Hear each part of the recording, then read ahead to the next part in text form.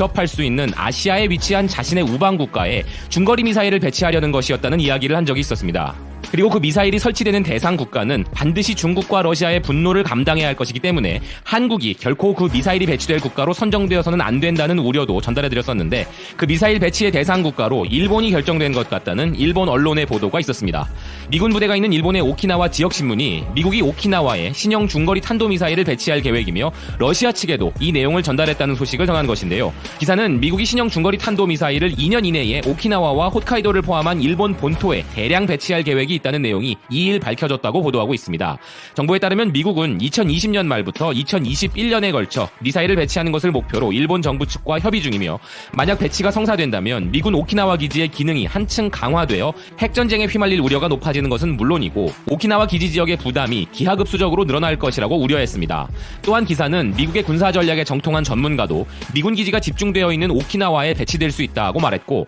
미국 언론들도 역시 오키나와 기지에 미사일이 배치될 가능성을 언급하고 있다고 덧붙이면서 INF 조약 철폐 후 미중러에 의한 신형 미사일 개발 경쟁이 진행되면서 오키나와에는 대량의 핵무기가 배치되어 신냉전의 정세하에서 오키나와는 동서냉전의 최전선이었던 시대와 비슷한 위험에 빠질 가능성이 높아지고 있다고 우려하고 있습니다. 러시아 관계자에 따르면 신형 미사일 배치 후보 지역으로 일본, 호주, 필리핀, 베트남 등의 4개국이 올라 있었는데, 한국은 미국의 동맹국이긴 하지만 비핵화를 위한 북미 협상이 진행되고 있기 때문에 당분간은 제외되었다고 전하며 오키나와를 포함한 일본 본토에 배치하는 것을 미국이 당연시 여기고 있다고 전하고 있습니다. 또한 이 관계자는 오키나와 미군 기지의 중요성이 재확인될 가능성이 높다고 하면서, 비록 미사일이 배치되는 곳이 오키나와 남쪽이지만 러시아의 극동 지역도 사정거리 안에 들어가게 되기 때문에 일본이 바라던 북방 영토 교섭이나 러시아와의 평화조약 체결도 무산될 것이라고 전망하고 있다고 합니다. 미국이 러시아 측에 신형 미사일의 아시아 지역 배치는 어디까지나 중국을 견제하기 위한 조치이며 러시아는 우려할 필요가 없다고 설명했다고 하지만, 러시아 측은 새로운 미국의 위협에 대항해 새로운 방어 시스템을 도입할 방침이고,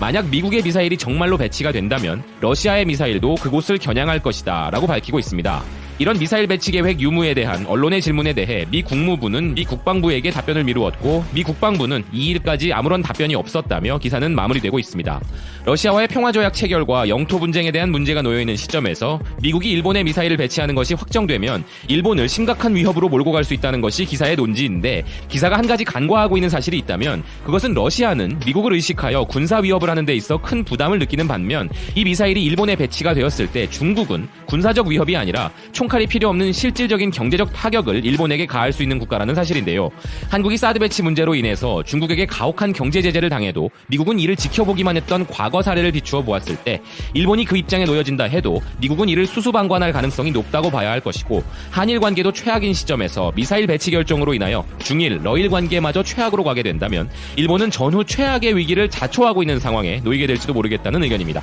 한국 역시 다자 외교만이 살 길인 현 한반도 정세에서 친미, 반미의 편협한 이분법적인 기준을 떠나 자국 이기주의의 끝을 보이고 있는 트럼프의 정책에 대해 아무리 동맹국 간의 결정이라 해도 일방적인 한국의 손해를 강요하는 조치가 있다면 거부 의사를 명확히 하는 선택적인 자세가 필요할 것입니다. 일본이 겪게 될 앞으로의 상황은 한국에게도 한미 동맹을 빌미로 하여 트럼프와 미 국방부의 압박카드로 다가올 수 있는 것이기 때문에, 지정학적 균형이 무너지는 이런 조치는 피할 수 있다면 피하는 것이 상책이라 생각하며 부디 미국이 일본에 미사일을 배치하고 그걸로 끝이었으면 한다는 의견입니다. 다음은 경제와 관련한 소식입니다. 경제의 많은 부분을 수출에 의존하고 있는 우리나라도 미중 무역전쟁을 비롯한 세계 경제 불황을 피할 수 없기 때문에 가장 심각한 문제 중 하나는 통화량 축소에 의해 물가가 하락하고 경제활동이 침체되는 디플레이션 현상일 것인데요. 한국이 이런 심각한 상황을 피하기 위해서 일본으로부터 배울 점이 있다는 내용입니다. 블룸버그, 배런스, 월스트리트 저널 등의 칼럼니스트로 활동하고 있는 윌리엄 패색은 니케이 아시안 리뷰에 기고한 칼럼에서 한국은 다가올 수십 년간의 디플레이션을 피하기 위해 일본으로부터 배워야 한다는 헤드라인으로 칼럼을 발표하였는데요.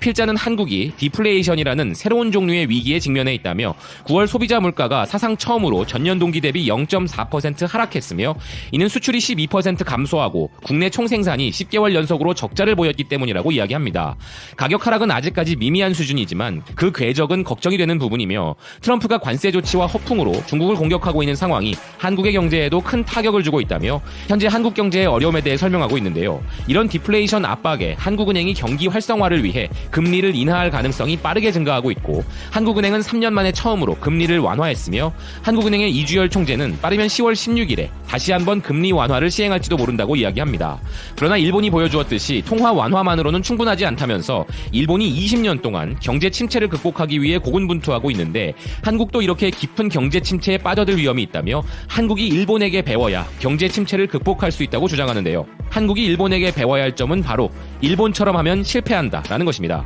일본이 보여주었듯이 한국은행이 금리를 인하한 것만으로는 힘들다고 이야기하는 필자는 한국이 일본의 경제를 모델화하여 성장했기 때문에 일본의 경제 침체의 예는 중요한 부분이라고 하면서 일본은행의 금리는 1999년 이후 거의 제로에 가까웠고 소비자 물가도 거의 상승하지 않았고 2016년 이후 마이너스 상승세가 이어지고 있으며 이로 인한 수익 감소는 은행들로 하여금 대출을 멈추고 국채를 사재기하도록 부추기는 상황이라면서 일본이 탈출하고자 하는 방법은 성공적이지 못하기에 한국이 이것을 통해 배워야 한다고 이야기합니다. 한국은행은 현재 2% 넘는 물가 상승률 목표를 채택할 수 있을 것이고 아마도 2.5%에서 3.5%를 넘으면 좀 더 과감하고 창의적으로 행동을 정당화할 수 있을 것이지만 진짜 중요한 것은 정부의 역할에 있다면서 최저임금에 대한 야심을 키우는 것이 도움이 될 것이라고 의견을 밝히고 있습니다. 2018년 최저임금 16% 증가폭은 2001년 이후 가장 컸지만 올해는 11%가 올랐고 2020년 상승률은 2.9%에 불과한 부분에 있어 문재인 대통령의 목표였던 2022년까지 최저임금 1만 원 달성에 대한 야심을 다시 가질 것을 조언하고 있는 것이죠. 또한 필자는 문재인 대통령이 세금에 대해서도 좀 더 진지해질 필요가 있다면서 세금적인 부분에서 스타트업 기업들에게 인센티브를 제공함으로써 기업들이 소득주도 성장 계획을 잘 활용할 수 있게 하고 대형 벤처 캐피털의 발전을 지원하는 것도 중요하다고 자신의 견해를 밝히고 있습니다. 그리고 한국 정부는 수천억 달러의 현금을 보유하고 있는 대기업에 세금을 부과함으로써 먹이사슬의 정상을 노려야 한다면서 그렇게 되면 한국 기업들은 급여를 늘리고 새로운 산업에 투자하게 될 것이며 세금에 대한 인센티브 또한 이러한 기업들이 수출에서 벗어나 국내 서비스 분야로 방향을 전환하는 데 도움이 될 수 있다고 주장합니다. 필자는 끝으로 일본이 만약 10년 전 또는 2012년 이후에라도 이런 조치를 취했다면 다시 경기 침체를 겪지 않을 수 있었을 것이라며 한국은 아직 선택의 여지가 있으니 일본보다 잘하거나 일본과 같은 잃어버린 10년을 겪게 될 선택의 상황에 직면해 있다고 주장합니다. 이 칼럼에 담긴 필자의 견해는 일본의 장기간 경제 침체가 한국에게도 다가올 수 있는 상황이고 그 이후로 한국의 산업 발전의 초기에 우리가 일본의 경제를 모델로 삼았기 때문에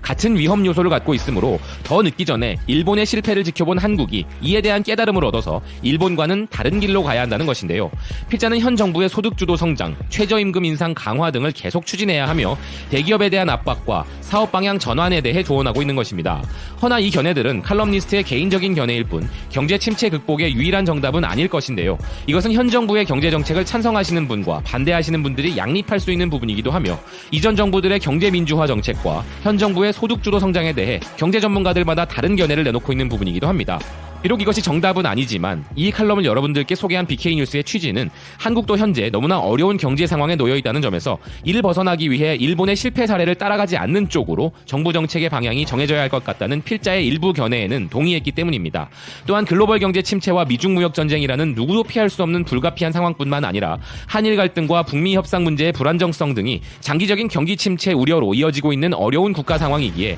정부가 어떤 정책을 펼쳐도 어려울 수밖에 없는 상황이라는 것을 일정 부분 이해해줘야 할 부분이 있다는 생각이며 또한 향후 정책 추진과 돌파구 모색에 있어 다소 아쉽고 부족한 부분이 있다 하더라도 정부가 더 열심히 국민들을 위해 일할 수 있도록 지금은 생산성 없는 비난보다는 격려하는 마음으로 응원을 해줄 시점이라는 의견입니다. 지금까지 BK 뉴스 브리핑이었습니다. 시청해주셔서 감사드립니다.